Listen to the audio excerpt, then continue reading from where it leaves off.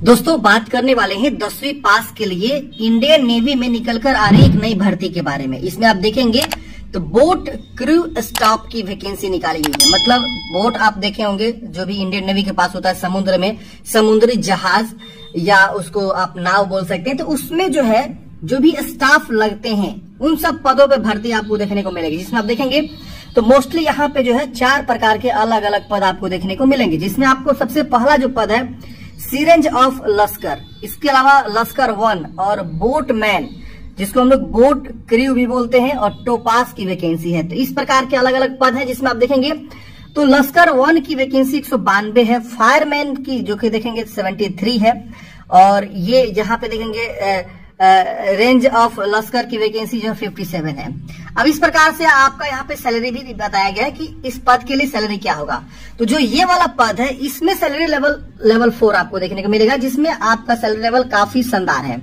इसके अलावा जो लश्कर 1 की वैकेंसी है और बोटमैन की वैकेंसी है, टोपास की वैकेंसी, इन तीनों की जो सैलरी आपको बताई गई है वो लेवल 1 की बताई गई है, जो कि आप यहाँ पे देख सकते हैं 18,000 से लेकर 56,900 आपकी सैलरी बताई गई है।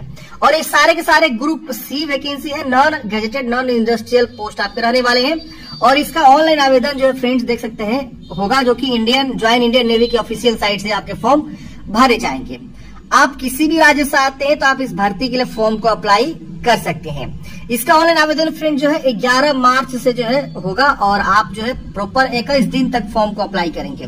मैं आपको एक अलग से वीडियो बना के बता दूंगा कैसे फॉर्म को अप्लाई करना है, क्या प्रोसेस है फॉर्म भरने का, वो वीडियो पहले देख लीजिएगा। फिलहाल हम इस भर्ती के बारे में पूरी इन्फॉर्मेशन को समझते हैं। अब इसका एडवर्टाइजमेंट आप देख सकते हैं 01/2025 BCS वैकेंसी आपकी रहने वाली है, और इसमें आप देखेंगे तो इतने प्रकार के पद है। अब इसमें देखिए कुछ वैकेंसी के बारे में बताया गया जो कि विकलांग पर्सन के लिए भी यहाँ पे रखा गया है, और कैटेगरी वाइज भी वैकेंसी को यहाँ पे दिखाया गया जो कि आप यहाँ पे देख सकते हैं। इसके अलावा यहाँ पे educational qualification, main important point क्या है, एजुकेशनल क्वालिफिकेशन। देखिए अगर आप पहला वाला पद के लिए फॉर्म भरेंगे तो इसमें 10th पास बोला गया है, और आपको जो है इसका सर्टिफिकेट जो होता है सीरेंज का सर्टिफिकेट वो आपके पास होना चाहिए, और यहाँ पे 2 साल का एक्सपीरियंस बोला गया है, इसलिए देखिए इसमें सैलरी आपका ज्यादा है।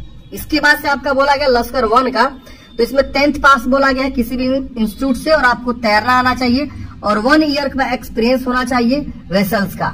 वेसल्स मतलब सिटी मारने का, तो वो लश्कर इसी को बोलते हैं।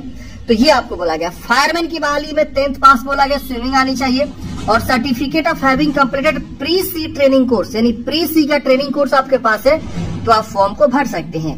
तो पास की जो बहाली है उसमें 10th पास चाहिए, और आपको नॉलेज होना चाहिए, तैरना आना चाहिए। तो ये आपके जो है एजुकेशनल क्वालिफिकेशन यहाँ पे बताए गए हैं। अब यहाँ पे आप देखेंगे तो सारी इन्फॉर्मेशन इस नोटिफिकेशन में निकला हुआ है, जो कि employmentnews.gov.in के ऑफिशियल साइट पे आपको देखने को मिलेगा। अब इसमें काम क्या करना है यहाँ पे ये भी बताया गया। बहुत सारे लोगों को कंफ्यूजन होगा कि काम क्या करना होता है। नेचर ऑफ ड्यूटी यहाँ पे बताया गया है कि अगर आप इस पद के लिए फॉर्म भरते हैं तो इसमें आपको जो है small craft like ferry craft, AC leather and big power boat का जो है यहाँ पे आपको जो है यहाँ पे काम वगैरह कराया जाएगा। इसके अलावा we will carry out all the duties of master craft when deploying in charge, ये सब काम है। इसके बाद से डेक, यहाँ पे वर्क ऑन डेक यहाँ पे बोला गया है, scrutiny of craft along with सीप जेट या मोरिंग एंड कास्टिंग ऑफ, ये सारे काम आपको कराए जाएंगे।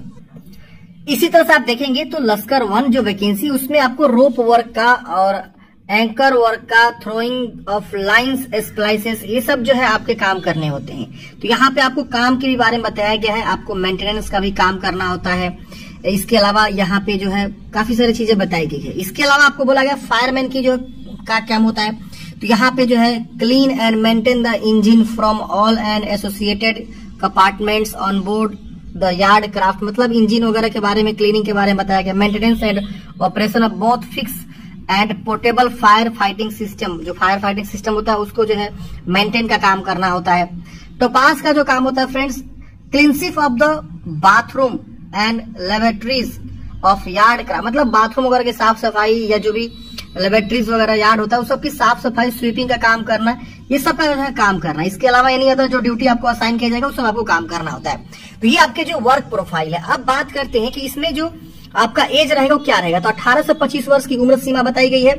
जो फॉर्म भरने का लास्ट डेट है ना उस डेट पे काउंट किया जाएगा। एज रिलैक्सेशन और जो भी है इसके बाद से एज में जो छूट है, SC/ST को 5 साल, OBC को 3 साल अपर एज में छूट मिलेगा, विकलांग को 10 साल का, जो कि यहाँ पे जनरल के लिए, OBC के लिए 13 साल और SC/ST को 15 साल, एक्स सर्विसमैन के लिए 3 साल का यहाँ पे छूट मिलेगा, विकलांग डिफेंस पर्सनल के लिए 3 साल का और SC/ST के लिए 8 साल का छूट मिलेगा, एक्स अग्निवीर के लिए 5 इयर्स के लिए, और यहाँ पे departmental candidates with 3 years continuously service in the central government के लिए 40 इयर्स तक का। तो ये सब जो है जानकारी आपको यहाँ पे दिया गया है। मोड ऑफ सिलेक्शन की बात करें तो सबसे पहले यहाँ पे ये लोग क्या करेंगे, शॉर्टलिस्ट करेंगे कैंडिडेट्स को, नंबर ऑफ पोस्ट यहाँ पे वैकेंसी आएगी, उसके बाद से क्या करेंगे ये लोग शॉर्टलिस्ट करेंगे। शॉर्टलिस्ट में देखिए बताया गया कि 1/25 माने एक वैकेंसी के पीछे 25 लोग को ये लोग शॉर्टलिस्ट करेंगे, जो आपके 10th क्लास में मार्क्स होते हैं ना उसके बिहाफ पे सबसे पहले यही होगा। उसके बाद आपका रिटन एग्जामिनेशन के लिए कॉल किया जाएगा। तो रिटन एग्जामिनेशन के लिए आपका ई एडमिट कार्ड आएगा और ई एडमिट कार्ड जो है आपका जारी होगा और हिंदी इंग्लिश दोनों लैंग्वेज में आपका टेस्ट जो है कंडक्ट करे जाएंगे, जिसमें आपका जनरल इंग्लिश भी रहेगा उसको छोड़ के। अब इसमें जो आपका सब्जेक्ट रहेगा वो general intelligence, reasoning, numerical aptitude के 20 क्वेश्चन यहाँ पे आपको रहेंगे। अभी सभी के लिए देखिए यहाँ पे सभी के लिए बताया गया रिटन एग्जाम और यहाँ पे 40 मार्क्स के। अच्छा नहीं, यहाँ पे जो फॉर टपास है, टपास के लिए थोड़ा सा अलग है। अब यहाँ पे जनरल इंग्लिश के 20 क्वेश्चन मतलब 20 मार्क्स के और यहाँ पे 40 मार्क्स के होंगे, जनरल अवेयरनेस के 10 मार्क्स के और यहाँ पे आपको जो है 20 मार्क्स के। इस तरह से जनरल नॉलेज रिलेवेंट फील्ड के 50 मार्क्स के। तो यहाँ पे 100 मार्क्स के इनके जो है यहाँ पे क्वेश्चन पूछे जाएंगे, लेकिन वही टपास में फील्ड से रिलेटेड कुछ है तो नहीं, तो उसमें यहाँ पे नहीं पूछे जाएंगे, इसलिए यहाँ पे क्वेश्चन बढ़ा दिया गया है, जो कि तीनों से जो है डबल कर दिया गया है। मतलब इंटेलिजेंस रीजनिंग से टपास पोस्ट के लिए 40 क्वेश्चन पूछे जाएंगे और जनरल इंग्लिश से 40 क्वेश्चन और जनरल अवेयरनेस से 20 क्वेश्चन। वही अगर इन सब पद के लिए फॉर्म भरेंगे तो उसमें थोड़ा सा आपको देखने को मिल जाएगा।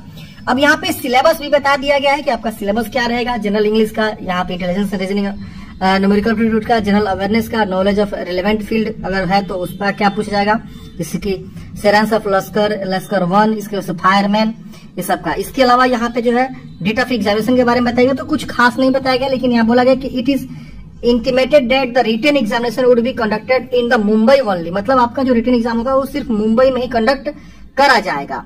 तो इस चीज को भी विशेष ध्यान देना है। नेवी का सारा जो है काम वगैरह वही है, तो हो सकता है कि इसीलिए मुंबई ये लोग रिटन एग्जाम के बारे में बोल रहे हैं। अब आपका ज्वाइन इंडियन नेवी के ऑफिशियल साइट पे ही जो है आपका डेट ऑफ एग्जामिनेशन या जो भी चीजें हैं वहीं पे आपका शो करेगा। यहाँ पे बताया गया कि ज्वाइन नेवी पे जाएंगे, way to join civilian boat crew staff पे क्लिक करेंगे तो आपका दिखा देगा। इसके बाद से यहाँ पे और भी काफी सारी इन्फॉर्मेशन आपको देखने को मिलेगा। क्वेश्चन पेपर चैलेंज भी आप कर सकते हैं, मतलब आंसर की जारी होगा। फिर आपका स्विमिंग टेस्ट लिया जाएगा। फिर आपका स्विमिंग टेस्ट में बताएगा कि 50 मीटर स्विमिंग करना है इतना मिनट के अंदर, और जिनके लिए स्विमिंग टेस्ट रखा गया है उसी पोस्ट के लिए सिर्फ आपका स्विमिंग टेस्ट होगा।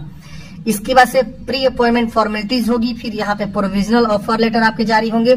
फिर यहाँ पे एप्लीकेशन फॉर मल्टीपल पोस्ट, यहाँ पे आपको बताया गया है कि आपका कब से कब तक फॉर्म भरे जाएंगे। तो candidates have to opt applying the more than 1 post in the same application. Candidates who have applied for more than 1 post should be aware that center of each examination may be 1 या 1 different date exam। मतलब आप एक से ज्यादा पद के लिए भी एलिजिबल है तो फॉर्म को अप्लाई कर सकते हैं, लेकिन आपका एग्जामिनेशन सेंटर जो है 1 से 2 दिन हो सकता है। इसके बाद से यहाँ पे फॉर्म भरने का जो डेट है वो मैंने आपको स्टार्टिंग बताया कि 11 मार्च से आपका फॉर्म जो है फिलअप होंगे और 21 दिन तक आपको फॉर्म यहाँ पे चलने वाले हैं। इसके वजह से गाइडलाइंस बताया गया कि फॉर्म भरने से पहले आपको क्या क्या गाइडलाइंस यहाँ पे ध्यान रखना है। जो परसेंटेज है वो आपको सही से फिल करना है। बाकी कुछ खास यहाँ पे जानकारी नहीं दिया गया है। बाकी मैं जैसे आवेदन स्टार्ट होगा मैं आपको एक अलग से वीडियो जो है बना के बता दूंगा कैसे फॉर्म को भरना है, क्या प्रोसेस है इसका। अगर आप नोटिफिकेशन डाउनलोड करना चाहते हैं तो उसका मैंने लिंक आपको डिस्क्रिप्शन बॉक्स में प्रोवाइड कर दिया है। आप जो है इसे डाउनलोड कर सकते हैं और अपने अनुसार भी पढ़ाई कर सकते हैं। फिलहाल ये रोजगार समाचार में 8 से 14 मार्च के बीच में आपको नोटिफिकेशन देखने को मिल जाएगा, लेकिन अभी आवेदन स्टार्ट नहीं हुआ। 11 मार्च से आपका आवेदन स्टार्ट हो जाएगा। मैं फॉर्म भरने का भी एक प्रॉपर वीडियो लेकर आऊंगा कैसे फॉर्म को भरना है। आई होप आप लोग समझे होंगे। मिलते हैं फ्रेंड्स किसी नेक्स्ट वीडियो में। जय हिंद, आपका दिन शुभ हो।